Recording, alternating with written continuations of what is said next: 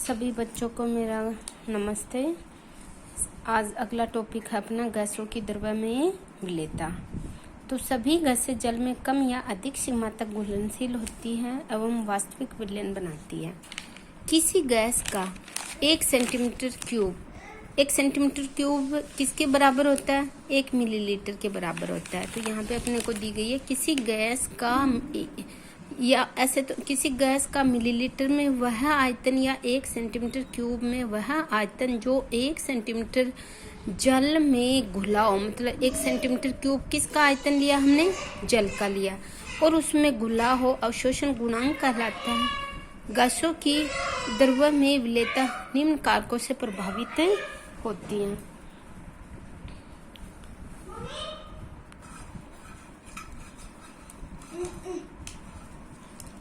विलेयता निम्न कारकों से प्रभावित होती है। सबसे पहले गैस की प्रकृति। ऐसी गैसें जो विलायक से क्रिया करती है अर्थात विलयन में क्या होती है? आयनित होती है, अधिक विलेय होती है। मतलब जो गैसें विलायक में आयनित होती है वो अधिक विलेय होती है। उदाहरण ammonia, hydrogen chloride gases, sulphur dioxide गैसें जल में अधिक विलेय होती हैं, और ये जल से क्रिया करके अमोनिया क्या बना लेती है? Ammonium hydroxide. और जो हाइड्रोजन क्लोराइड गैस है वो क्या बना लेती है? हाइड्रोजन क्लोराइड लिक्विड, मतलब जल में विलेय हो जाती है। सल्फर डाइऑक्साइड है वो जल से अभिक्रिया करके सल्फ्यूरिक अम्ल H2SO4 यौगिक बनाती है। 1 सेंटीमीटर क्यूब, मतलब ये आयतन दिया गया है कि 1 सेंटीमीटर क्यूब या 1 मिलीलीटर जल में विभिन्न गैसों का अवशोषण गुणांक का घटता क्रम निम्न प्रकार है। अवशोषण गुणांक का मतलब ये है कि जिसका अवशोषण गुणांक जितना ज़्यादा होगा वो उतनी ही ज़्यादा जल में विलेय होगी।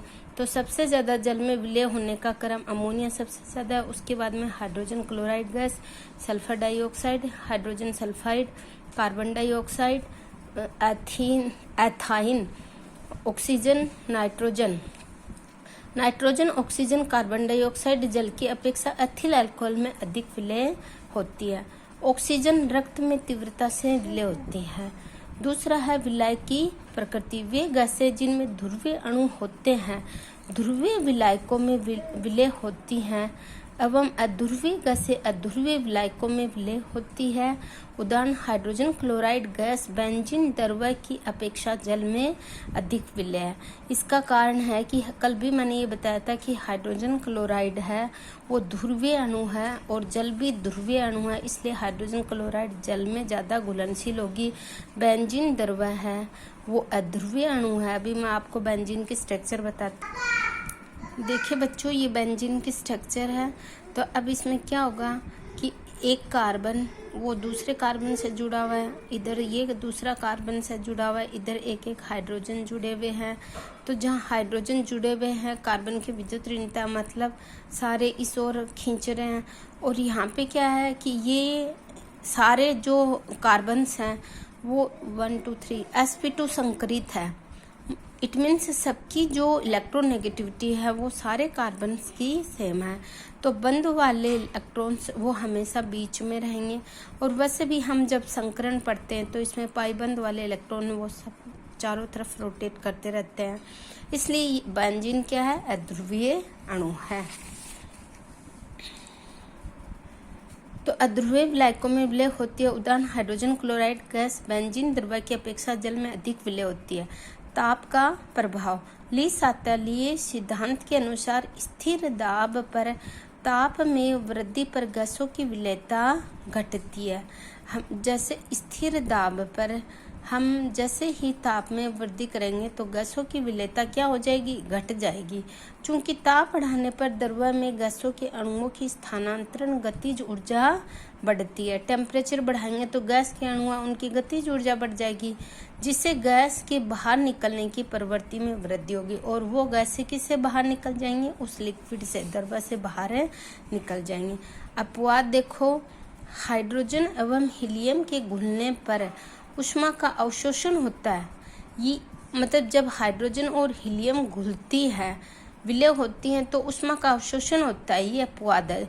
तो ये कौन सी अभिक्रिया हो गई? ऊष्मा शोषी अभिक्रिया है।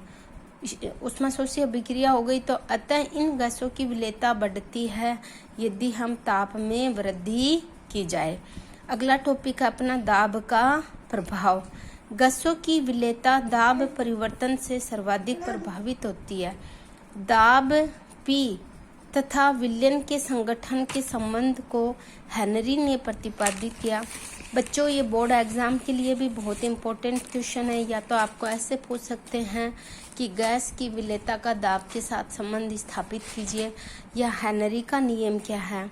तो देखिए, दाब P, दाब को प्रेशर P होता है, तो दाब को P से रिप्रेजेंट किया है। दाब P तथा विलयन के संगठन में संबंध को हेनरी ने प्रतिपादित किया तथा नियम दिया, जिसे हेनरी का नियम कहते हैं। तो अपना टॉपिक हो गया हेनरी का नियम। इस नियमानुसार, अब हेनरी का नियम क्या है वो यहाँ से देखना अपने को। हेनरी का नियम, स्थिर ताप पर, ताप को हमने क्या किया है, स्थिर किया। किसी विलायक के इकाई आयतन में विलेय गैस की मात्रा विलायक की सतह पर साम्य अवस्था में गैस द्वारा लगाए गए दाब के समानुपाती होता है। इसका मतलब, एक बार मैं फिर से रिपीट कर रही हूँ हेनरी का नियम। स्थिर ताप पर विलायक के इकाई आयतन में घुली हुई विलेय गैस की मात्रा विलायक की सतह पर साम्य अवस्था में गैस द्वारा लगाए गए दाब के समानुपाती होती है।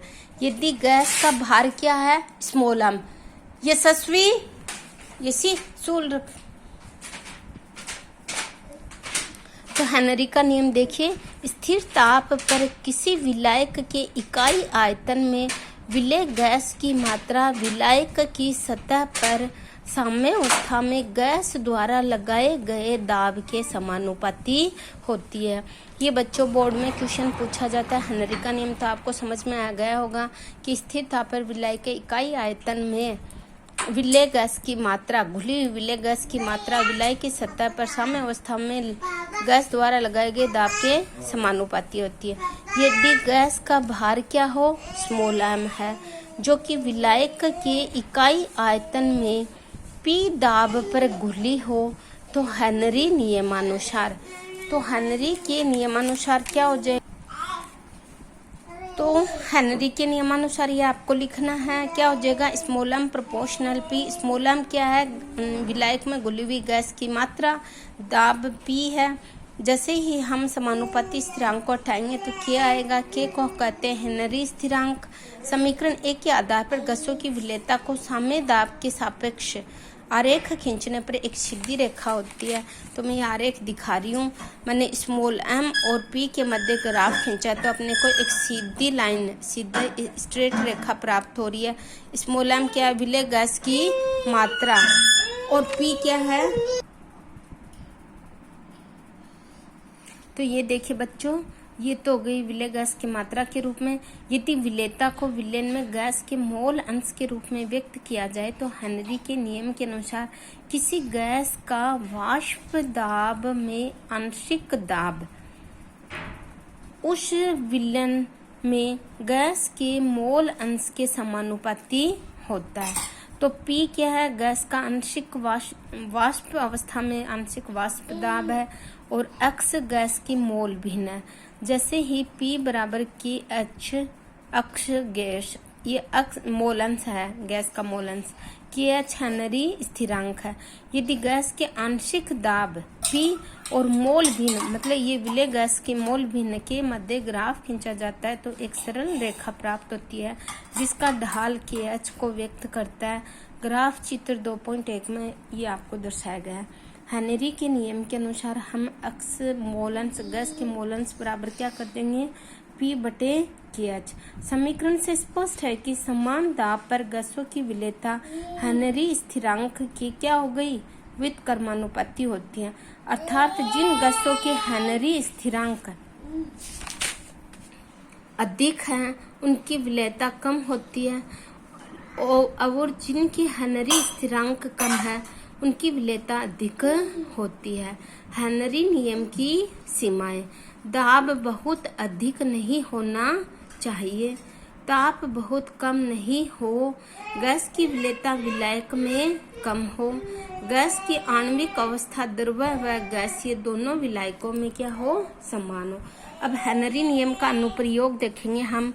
इसका अनुप्रयोग कई बार पूछा जाता है। शीतल पेय, जो कोल्ड ड्रिंक्स वगैरह आती हैं, जैसे पेप्सी की बोतल, ये लिम्का वगैरह, जो भी मिरिंडा, ये सभी है।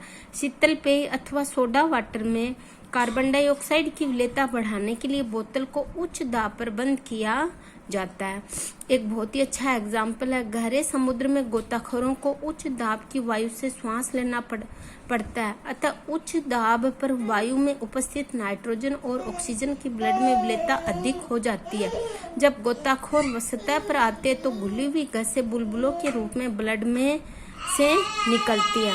ये बुलबुले कोशिकाओं में अवरोध उत्पन्न करते हैं और ब्लड के प्रवाह को प्रभावित करते हैं।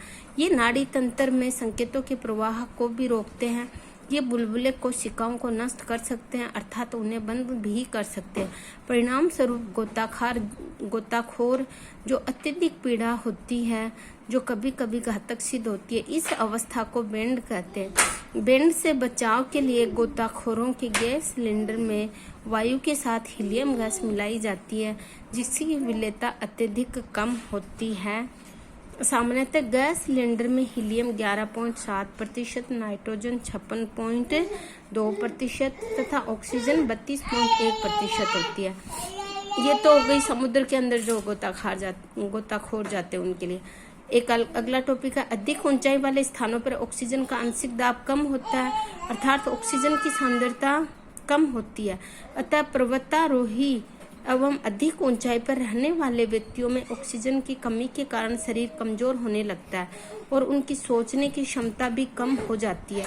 इन लक्षणों को एनोक्सिया कहते हैं।